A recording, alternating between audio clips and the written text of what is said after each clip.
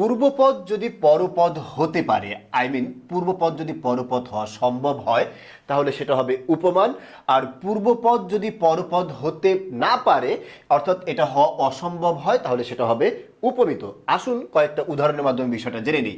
আমি এখানে লিখছি ভ্রমর কালো, তার মানে হচ্ছে ভ্রমরের মতো কালো, তুলনা আছে, কিন্তু কথা হচ্ছে ভ্রমর কি কালো হতে পারে? অবশ্যই হতে পারে, তাই এটা কি হবে? উপমান। আমরা শুধু মান আর মিত লিখবো। আর কাজল কি কেশ হতে পারে? কখনোই। কাজল কালো হতে পারে কিন্তু কাজল কেশ হতে পারে না, তাই এটা হবে উপমিত। চন্দ্র কি মুখ হতে পারে? কখনোই না, তাই এটা কি হবে? উপমিত। চন্দ্র কি উজ্জ্বল হতে পারে? মানে প্রথম পদ পরপদ হতে পারে কিনা এটা আপনাকে খালি দেখতে হবে। অবশ্যই চন্দ্র উজ্জ্বল হতে পারে, তার মানে এটা হবে কি? উপমান। তুষার কি শুভ্র হতে পারে? বরফ কি সাদা হতে পারে?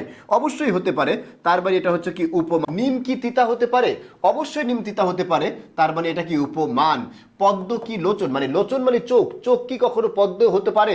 না, হতে পারে না, তাই এটা কি হবে? উপমিত। ধনুক কি বাঁকা হতে পারে? অবশ্যই বাঁকা হতে পারে, তার মানে এটা হচ্ছে কি? উপমান। হিম মানে বরফ, এটা কি শীতল বা ঠান্ডা হতে পারে?